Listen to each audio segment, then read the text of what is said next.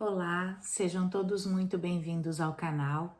No vídeo de hoje nós vamos dar a continuidade na leitura deste livro. Nós estamos no capítulo Santo Temor e vamos dar continuidade a ele. Se você ainda não assistiu nenhum dos vídeos, está chegando agora, não assistiu nenhum dos vídeos anteriores, recomendo a olhar os anteriores, pois lá iniciamos a leitura deste livro desde a introdução. O livro é Vivendo entre Dois Tempos. Deus é glorioso. Nós servimos a Deus na imagem que nós temos feito dele. Na capital de nosso país, uma frase comumente pronunciada é: "Você sabe com quem está falando?" Parece cômico, mas não é. Grande percentual dos moradores trabalham, tem parentes, amigos, em contato com os poderes legislativo, executivo e judiciário do país.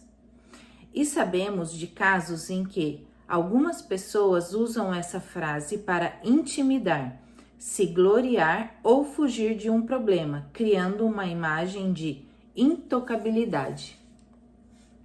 A solução para os problemas do relacionamento com os outros é o temor do Senhor, para compreendermos bem como Deus quer que seja nosso relacionamento com os outros aqui na Terra.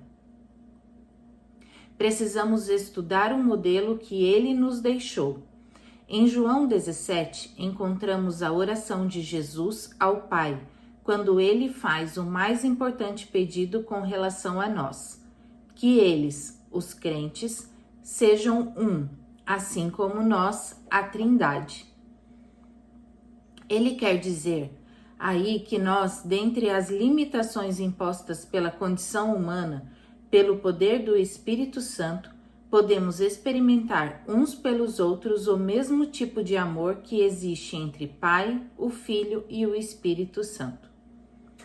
Deus tem prazer em proporcionar a seus filhos amizades afetuosas, e o que faz na proporção em que o temor do Senhor opera na vida de cada um. Antes de falarmos sobre temor do Senhor, temos que ter uma ideia da grandeza e da glória do Deus que servimos. Será que sabemos quem é nosso Deus?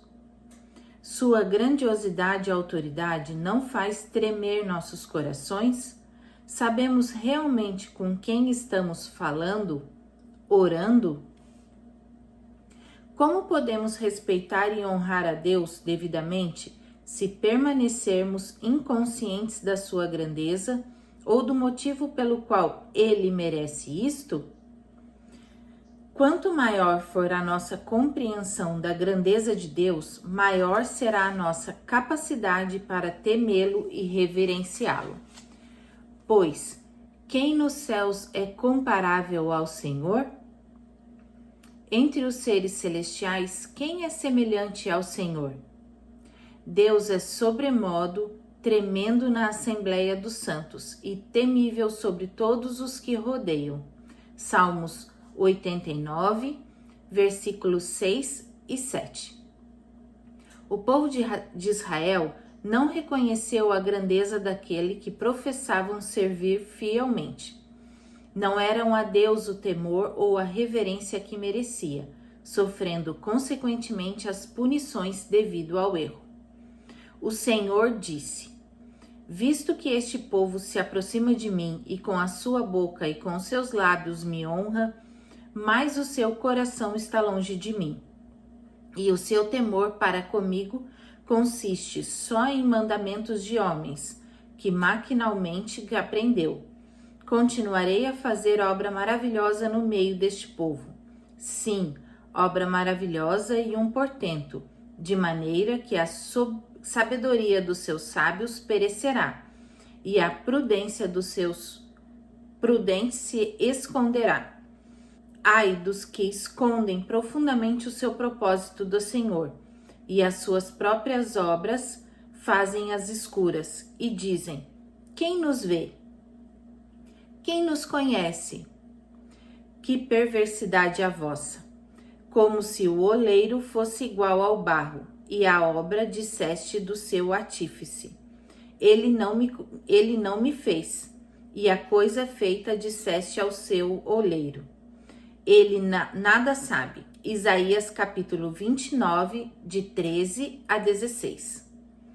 Há pessoas que são rápidas para reconhecer Jesus como Salvador, curador e libertador.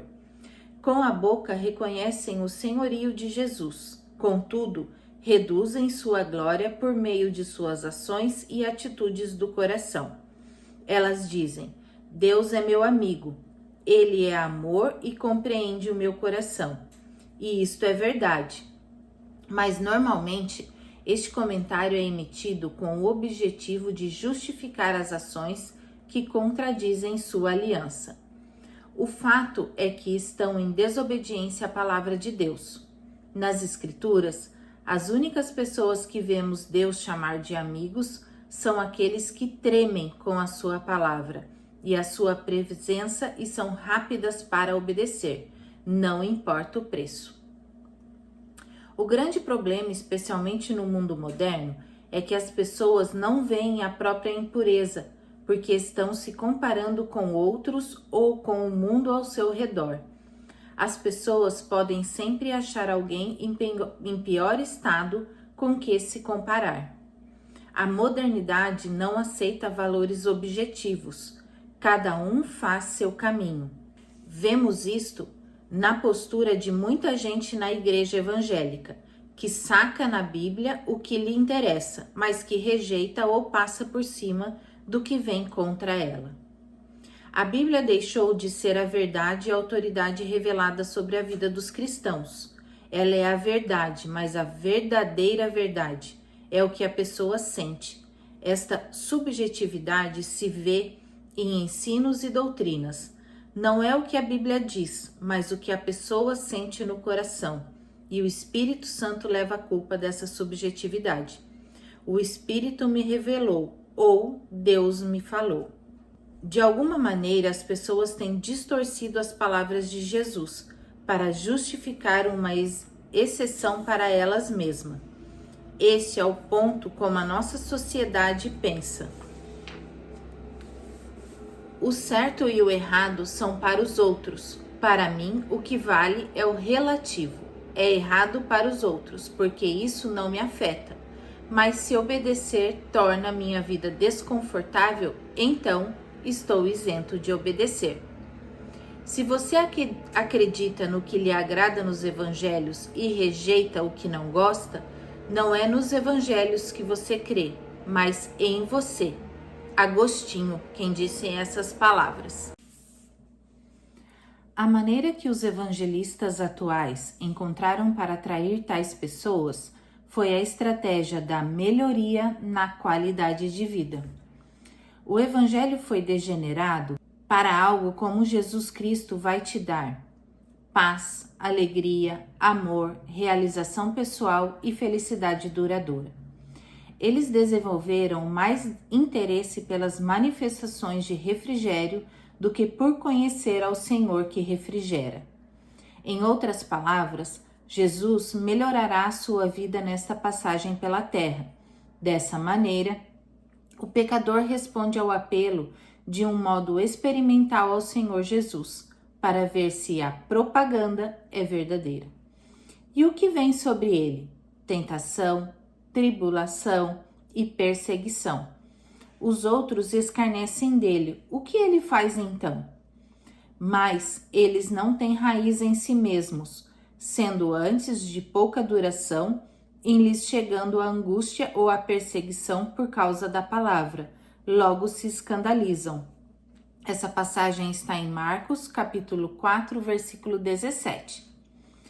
Fica desiludido e bastante amargurado, e com razão, pois prometeram-lhe paz, alegria, amor, realização e felicidade duradoura.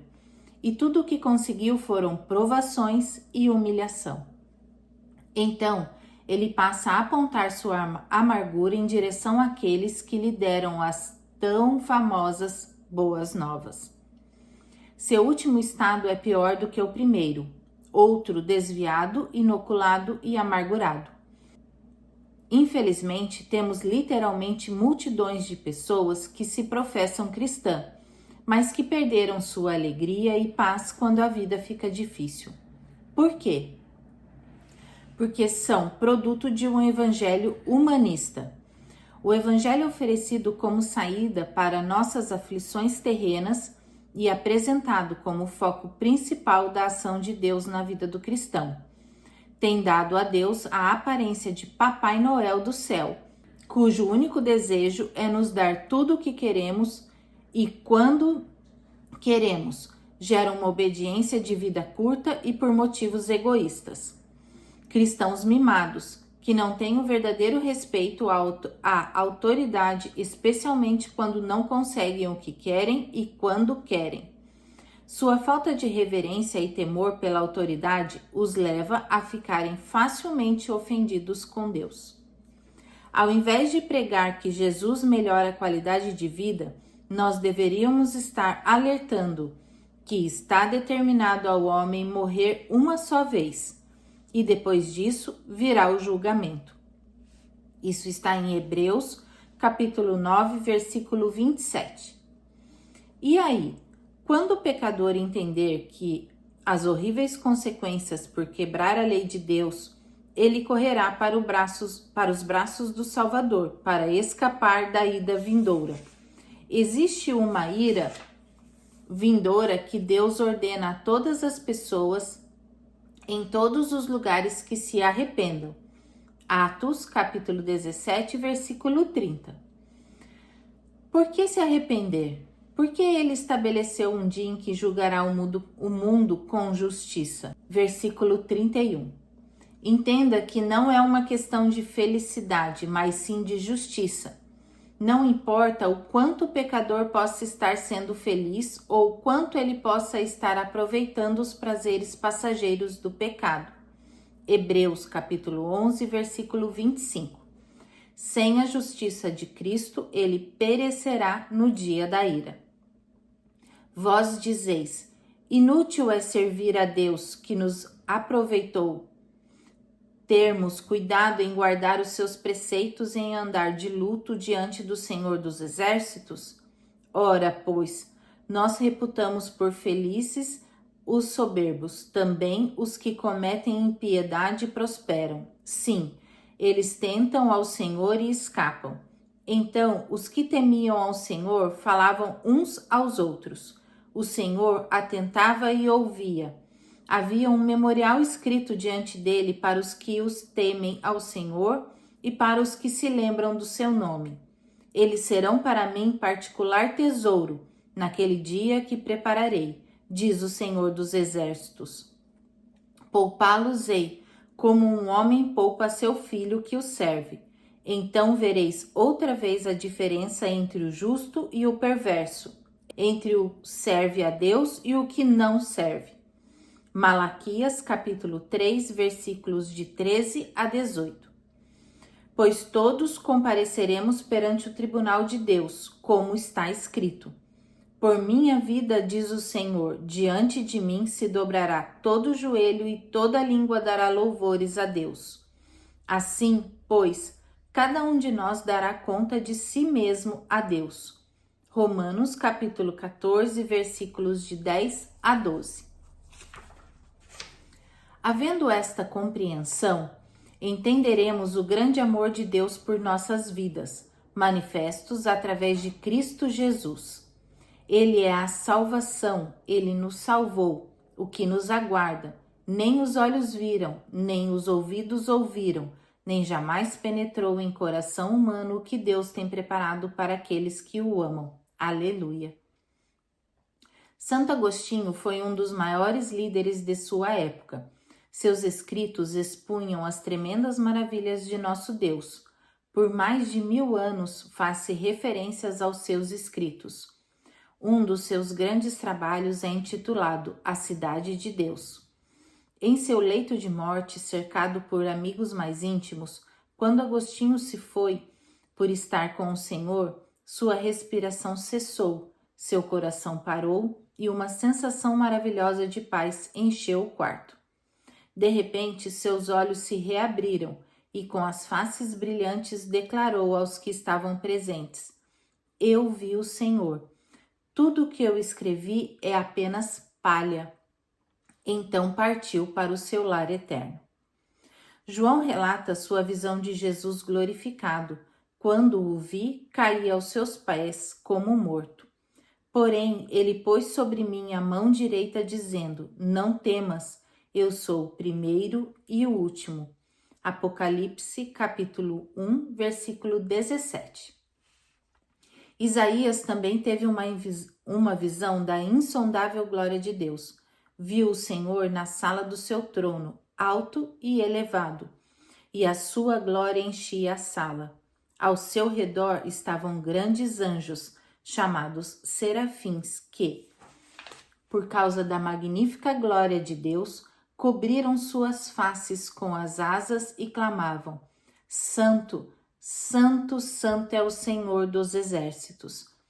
Toda a terra está cheia da sua glória. Isaías, capítulo 6, versículo 3. Esses anjos não estavam apenas cantando uma canção, estavam dando uma resposta àquilo que estavam vendo. Vamos terminando por hoje a leitura deste livro. Desejo a vocês uma abençoada semana, um abençoado dia em Jesus Cristo nosso Senhor. Até a próxima.